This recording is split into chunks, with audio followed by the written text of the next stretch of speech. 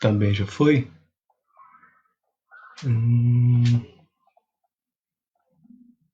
Aqui no Facebook está indo. Ok, também já foi. Então, pessoal, bom dia a todos. Nós vamos iniciar agora a nossa live, dando aquele tempo para o pessoal ser notificado, né?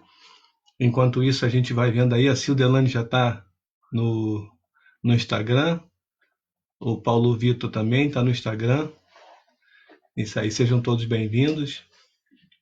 Isso, então a gente vai dando um tempinho para o pessoal ir sendo notificado. Enquanto isso, a gente vai falando da nossa live anterior, né? Tem um material para você baixar, tem um link lá, você baixa.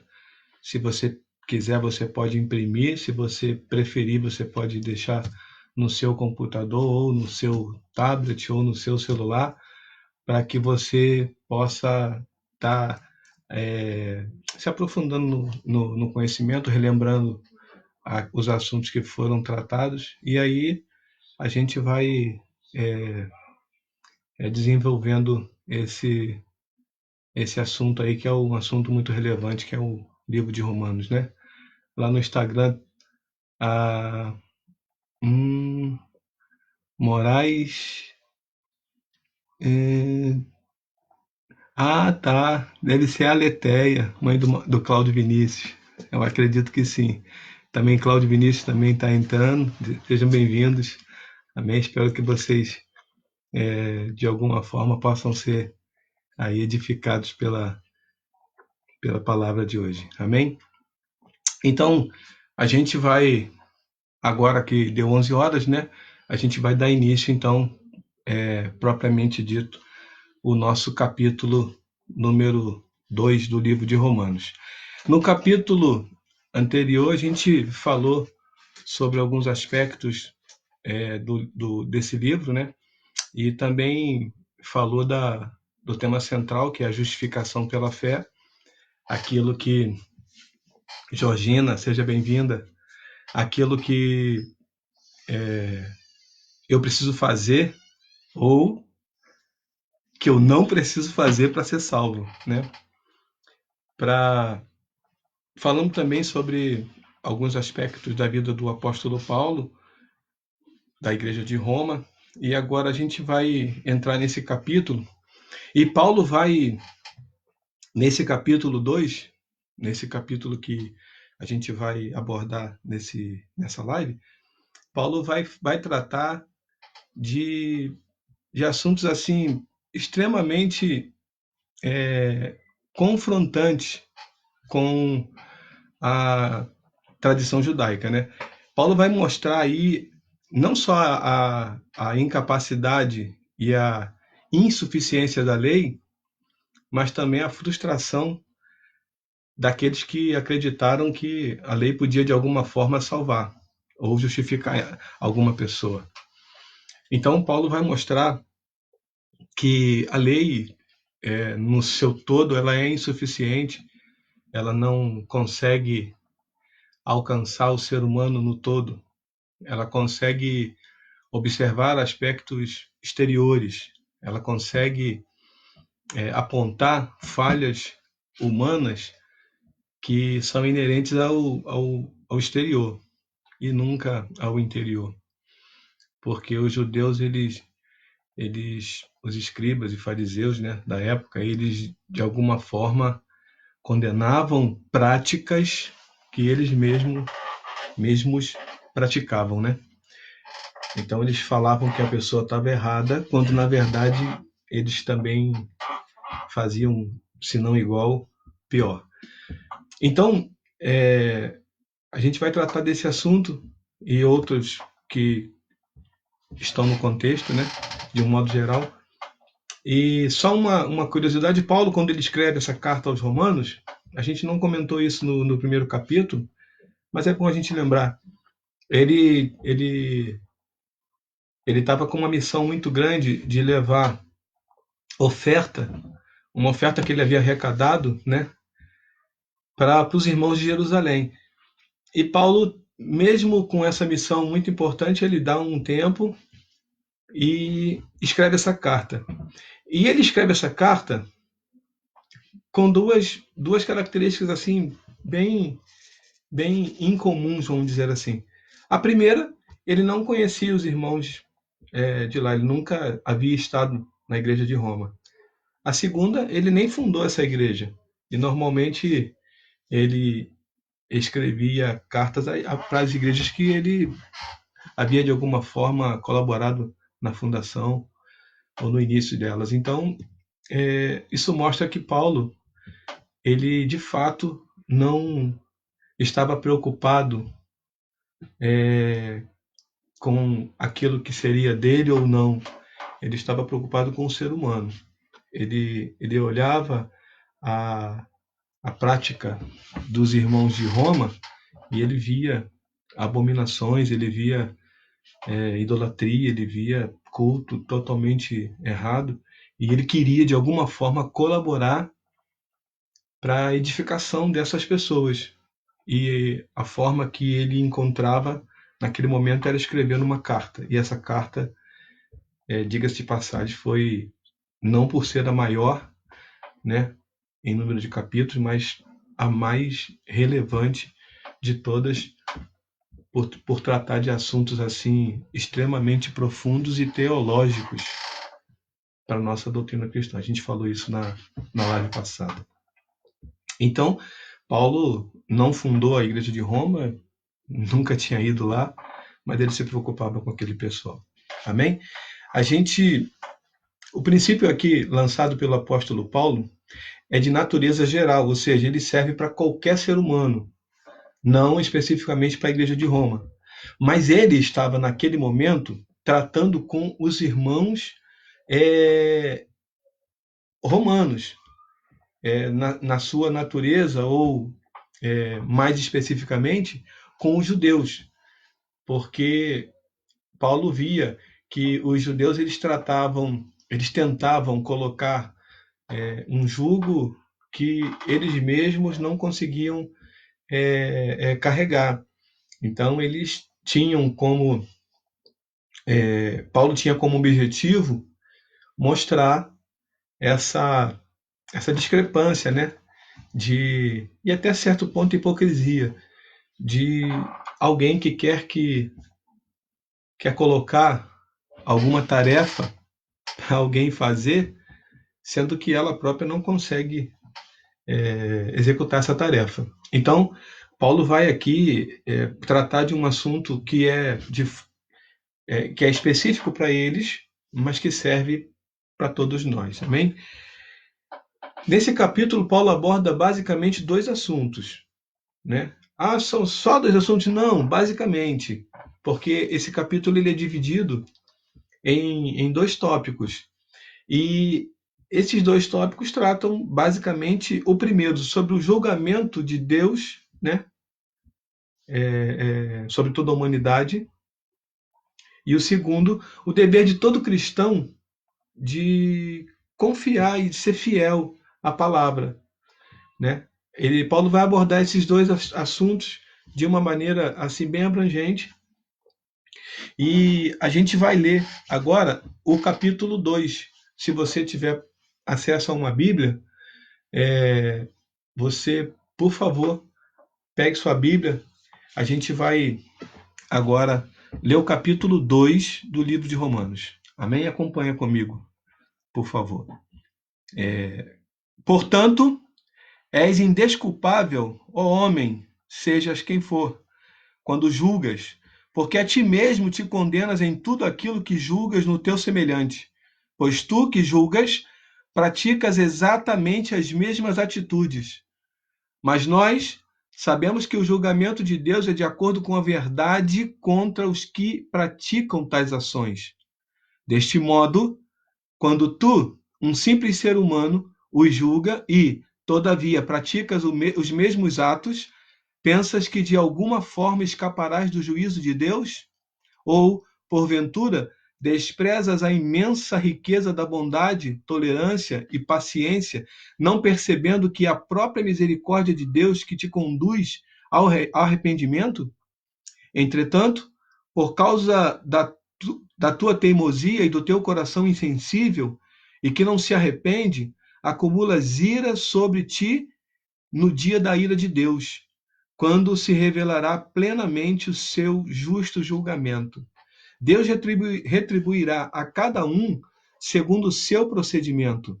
Ele concederá vida eterna aos que, perseverando em fazer o bem, buscam glória, honra e imortalidade. Por outro lado, reservará ira e indignação para todos que se conservam egoístas, que rejeitam a verdade e preferem seguir a injustiça. Ele trará tribulação e angústia sobre todo ser humano que persiste em praticar o mal, em primeiro lugar para o judeu e em seguida para o grego. Porém, glória, honra e paz para todo aquele que perseverar na prática do bem. Primeiro para o judeu, depois para o grego. Porquanto em Deus não existe parcialidade alguma, pois todos os que sem a lei pecaram, sem a lei também perecerão. E todos os que pecarem sob a lei, pela lei serão julgados, pois diante de Deus não são os que simplesmente ouvem a lei considerados justos, mas sim os que obedecem à lei.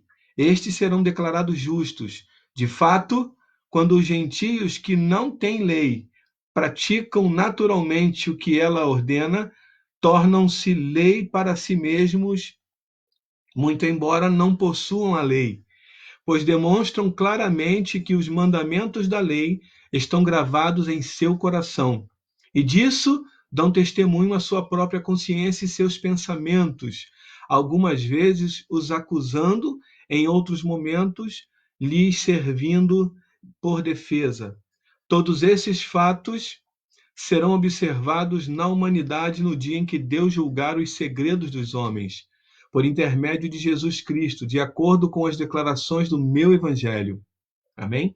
Versículo 17. Ora, tu que levas o nome de judeu e te fundamentas na lei e te glorias em Deus, tu que conheces a vontade de Deus e aprovas as obras excelentes, porque és instruído pela lei, tu que estás certo de que foi chamado para ser guia de cegos, luz para os que estão na escuridão, mestre dos ignorantes, professor de crianças, porquanto tem na lei a expressão maior do conhecimento e da verdade, pois então tu que tanto ensinas a outros, por que não educas a ti mesmo? Tu que pregas que não se deve furtar, furtas?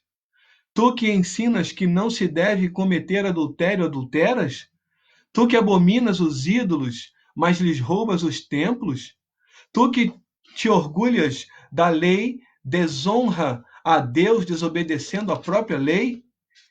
Pois, como está escrito, por vossa causa o nome de Deus é blasfemado entre todos os povos, porquanto a circuncisão tem valor se obedeceres à lei, mas se tu não observares a lei, a tua circuncisão já se tornou em incircuncisão.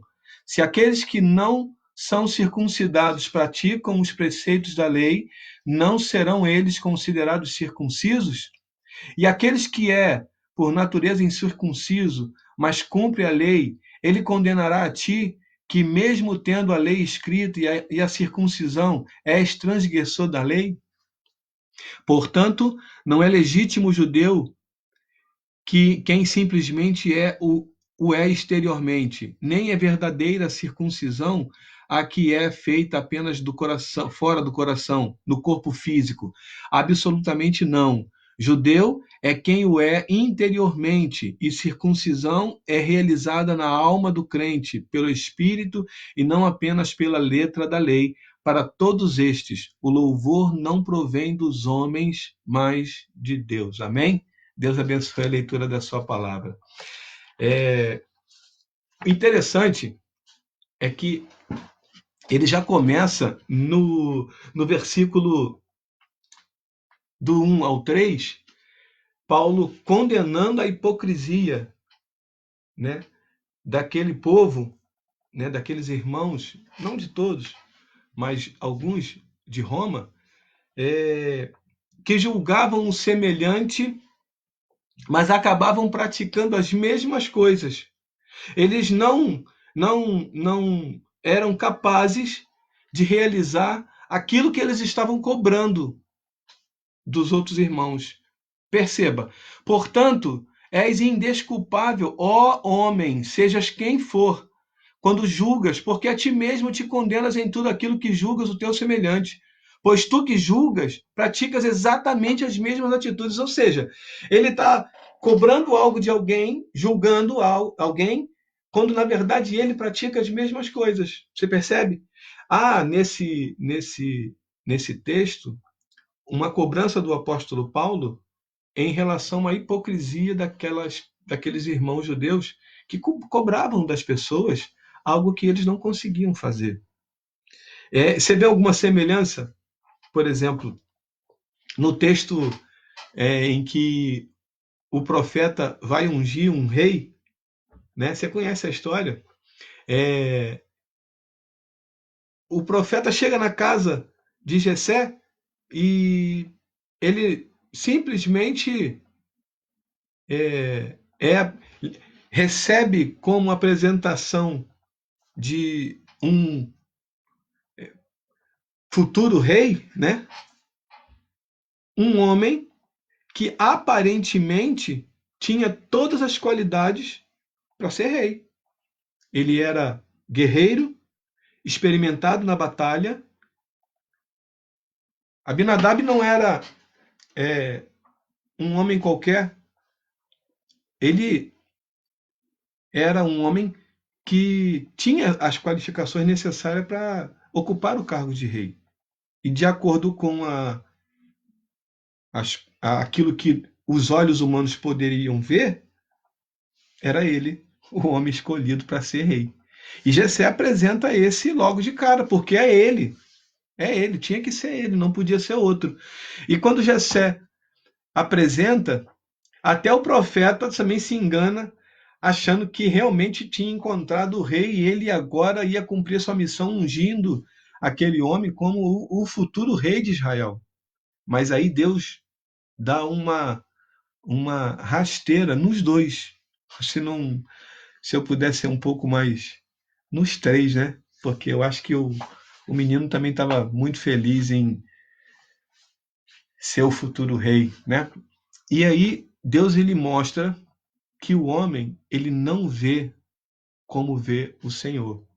O Senhor vê o coração, o interior, aquilo que é mais precioso.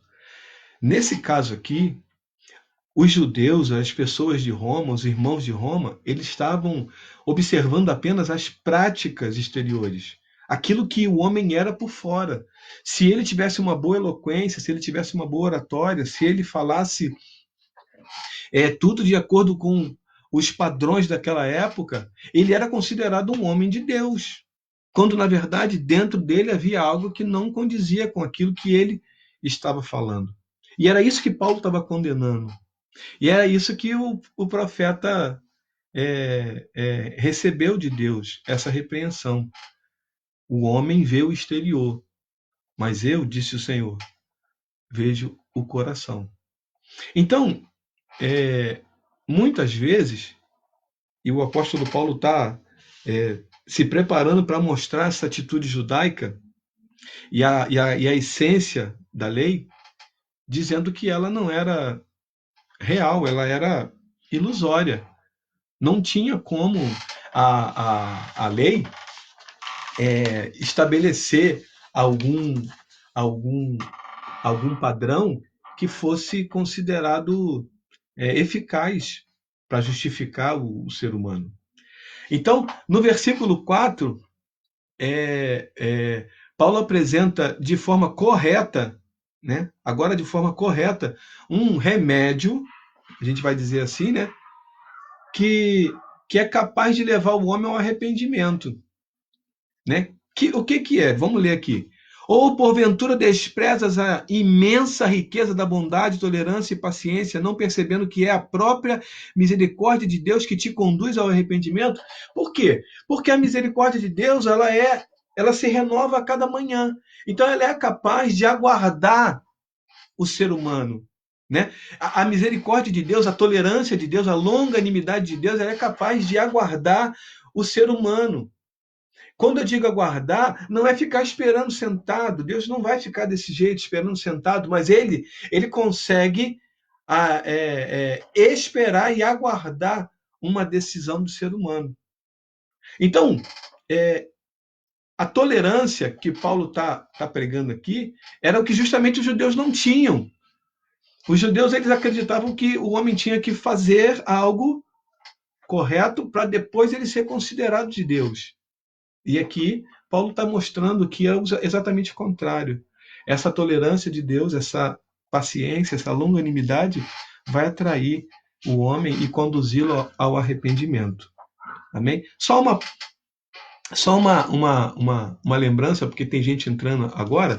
A gente tem aí no Facebook deixa eu colocar aqui, ó, primeiro aqui no Instagram, né? E agora aqui, isso, está no Facebook também. A gente tem aí disponibilizado para baixar esse material, tanto da aula anterior, de ontem, quanto a de hoje. Aí você pode baixar lá e acompanhar a aula. Amém? Então vamos lá.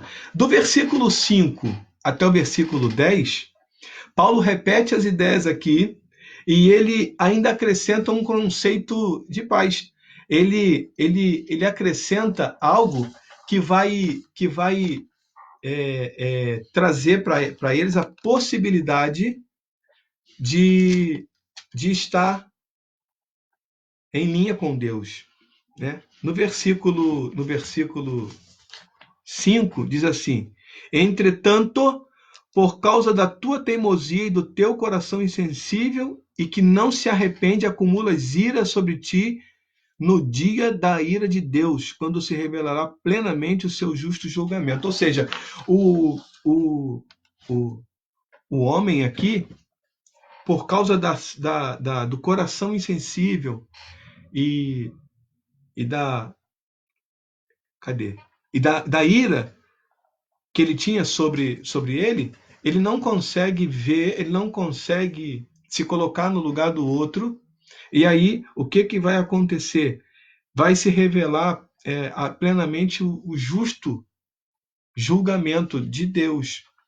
Porque esse julgamento que até então era feito pelo homem era um julgamento falho, né? Então, esse julgamento que o apóstolo Paulo apresenta aqui é um julgamento que é um julgamento justo. E no versículo 6, no 6, ele vai dizer que Deus vai retribuir a cada um segundo o seu procedimento, né? Deixa eu ver onde que eu coloquei aqui, tá aqui. Eu peguei uma definição de lei mosaica. Tem em qualquer lugar aí da internet, dicionário bíblico, você coloca lá, você vai achar. Aí diz assim, eu vou ler aqui exatamente como está, para a gente entender aquilo que a lei mosaica diz, tá? Tá assim, lei mosaica. Ela é composta de todo o código de leis formado por 613 disposições, ordens e proibições. Em hebraico, a lei é chamada de Torá, que pode significar lei, como também instrução ou doutrina. O conteúdo da Torá são os 5 livros de Moisés, o Pentateuco, né? Mas o termo Torá é aplicado igualmente ao Antigo Testamento como um todo. Ou seja, deixa aqui. Ou seja, a lei, que tinha 613 itens de ordenâncias, proibições, não era capaz de justificar o ser humano. Em contrapartida também, o ser humano não conseguia cumprir todas as 613 ordenanças, proibições, orientações, tudo que havia naquela lei. A gente vai falar disso mais aprofundadamente amanhã, no capítulo 3. Então, amanhã, no capítulo 3, a gente vai se aprofundar nisso. A gente vai trazer uma diferenciação entre proibição e impedimento. Né? Porque a proibição ela está num âmbito e o impedimento está num outro âmbito. Então, por que a lei ela era baseada na proibição? A gente vai entender isso amanhã. E aí eu não queria sair desse assunto. Eu só trouxe aquilo ali porque nesse versículo 6 a gente leu: Deus retribuirá a cada um segundo o seu procedimento. Ou seja, cada atitude minha vai trazer uma consequência. Então, o apóstolo Paulo está mostrando que todas as ações humanas elas vão ter, de alguma forma, uma retribuição da parte de Deus, que tem um justo julgamento. Amém? No versículo 10 diz assim, eu vou lendo do 9. Ele trará tribulação e angústia sobre todo ser humano que persiste em praticar o mal, em primeiro lugar para o judeu e em seguida para o grego. No versículo 10 está assim, porém, glória, honra e paz para todo aquele que perseverar na prática do bem, primeiro para o judeu e depois para o grego. Então, existem dois caminhos que Paulo está apresentando aqui. Um caminho que vai ser vamos dizer assim, como diz aqui, uma retribuição não muito boa, e um outro caminho para quem escolhe praticar o bem, perseverar em praticar o bem. Quando Paulo usa essa palavra perseverar, ele não está simplesmente colocando uma insistência. Ele está dizendo que talvez seja difícil, como isso acontece nos dias de hoje. Quando a gente fala que a gente tem que perseverar em algo, parece que a gente está falando que aquilo vai ser fácil. E não é verdade. Existem coisas que são extremamente difíceis de serem concluídas. Mas essa palavra perseverança, ela traz para nós um entendimento de continuidade, independente de como nós estejamos. A perseverança, ela deve ser perseguida por nós em qualquer momento da nossa vida. Estando nós de uma maneira confortável ou estando nós em uma maneira de dificuldade, seja ela em que área for, nós precisamos perseverar.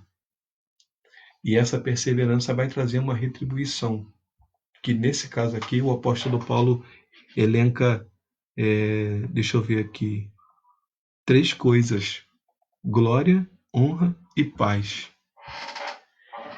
O que é ter paz? Nesse momento que a gente está vivendo hoje, ter paz significa não ter ausência de problemas ou de dificuldades, mas ter paz significa ter confiança naquele que pode mudar a história. Isso é ter paz. Você confiar em alguém que pode mudar a história. Isso está previsto para aqueles que perseverarem. Amém? No versículo 11, Deus mostra, o apóstolo Paulo mostra que Deus, porquanto em Deus não existe parcialidade alguma. Esse versículo aqui, eu queria que você guardasse ele no seu coração. Porque que Deus em Deus não existe parcialidade alguma, porque Deus não faz acepção de pessoas. Deus não está olhando para Roma, fazendo uma separação, aqueles que praticam o bem e aqueles que praticam o mal. Não, Deus não fez isso. Deus colocou Roma no mesmo patamar de qualquer outra cidade, de qualquer outro lugar. Deus colocou Roma como sendo uma cidade em que ele não tem preferência alguma. Quando no capítulo 1 nós lemos, né, o apóstolo Paulo ele declara o amor de Deus a todos. Então, esse amor é inerente a todos. Ele é incondicional.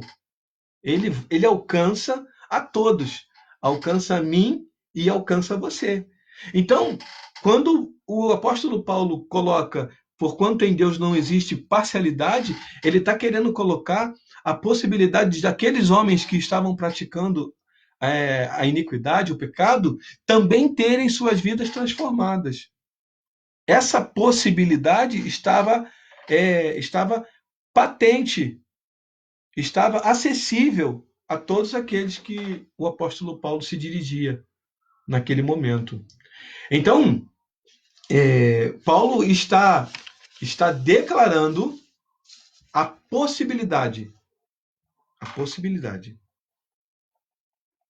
daqueles homens terem as suas vidas transformadas. Do versículo 12 até o versículo 16,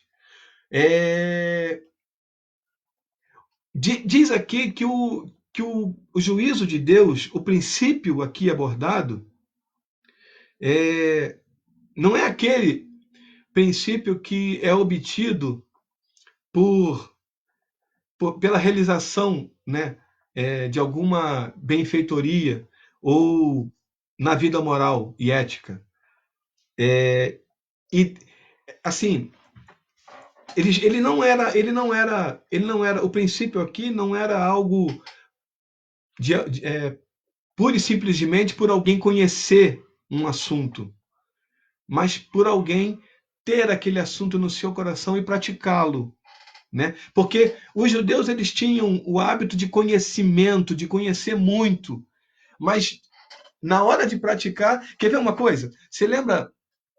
Eu não quero utilizar, eu não sei se você percebeu, mas eu não estou utilizando, eu estou evitando utilizar muitos versículos, mesmo que estejam conectados, para a gente não sair muito do capítulo de Romanos, né? Que por si só já tem assunto diversos. Mas eu queria, eu não quero, então, sair, né, mostrando outros capítulos. De vez em quando eu pulo para um versículo, um capítulo, uma passagem, mas eu tento evitar isso. Mas eu só vou trazer aqui para vocês uma passagem que, para vocês entenderem a diferença, a discrepância, né, entre conhecer e entre praticar. Ele conhece, mas ele não pratica.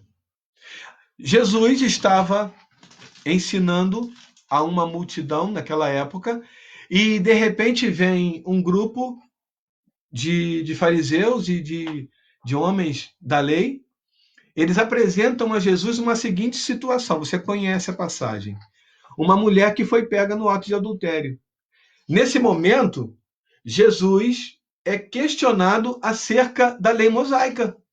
Jesus é questionado acerca daquilo que a lei mandava que fizesse. E eles perguntam: essa mulher foi pega num ato de adultério.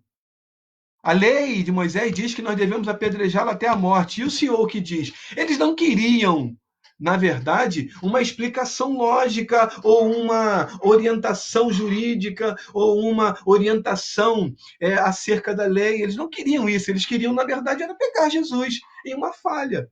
Então, eles colocam esse problema, lançam esse problema para Jesus e aguardam de Jesus uma posição.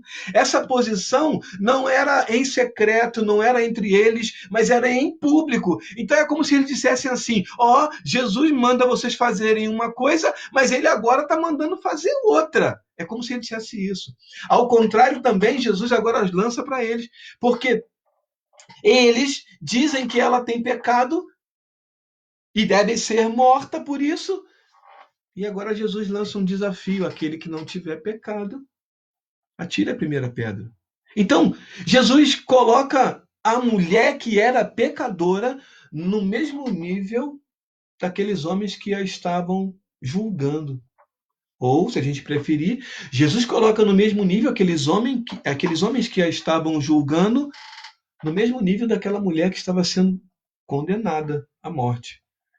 Então, note que há uma discrepância, há uma hipocrisia nessa entre. Não há coerência, né?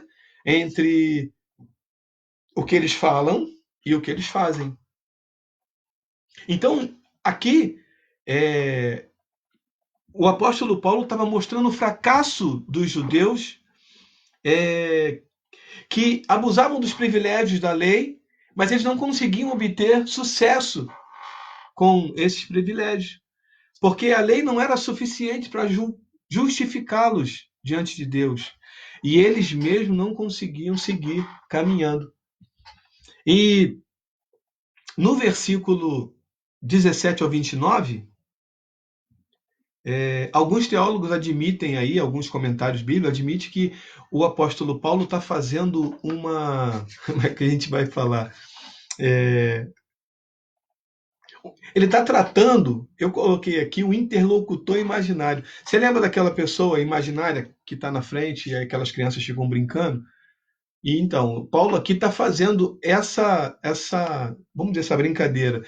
Por quê? Porque ele conhecia tão bem a tradição judaica, conhecia tão bem os costumes judaicos, porque ele, né, os praticava anteriormente, que ele conseguia perguntar e conseguia responder. Ele conseguia falar e conseguia saber qual seria a resposta. Então Paulo faz essa conversa, que para muitos ia ser uma conversa de doido, né? Porque Paulo ele conhecia exatamente os costumes judaicos. Então, o apóstolo Paulo ele vai tratar desse assunto de uma forma que vai trazer para os judeus. Deixa eu ler só o versículo. O 28.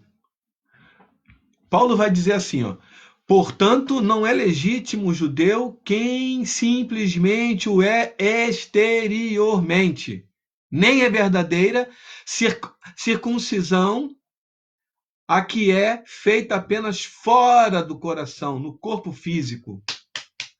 Absolutamente não. Judeu é quem o é interiormente, e circuncisão é realizada na alma do crente, pelo Espírito, e não apenas pela letra da lei. Para todos eles, o louvor não provém dos homens, mas de Deus. Amém? Então, Paulo está mostrando que o exterior, ele, por mais importante que fosse, e eu não estou dizendo aqui que a gente não vai se preocupar com o exterior, não, claro. Quando eu venho fazer a live, eu coloco uma camisa, né? E venho, senão, se eu não me importasse com o exterior, eu vinha de qualquer jeito.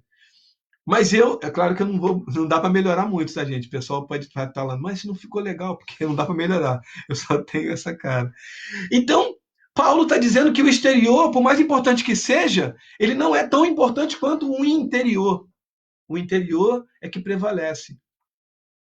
Então, Paulo vai dizer que o nosso julgamento não deve ser pelo exterior.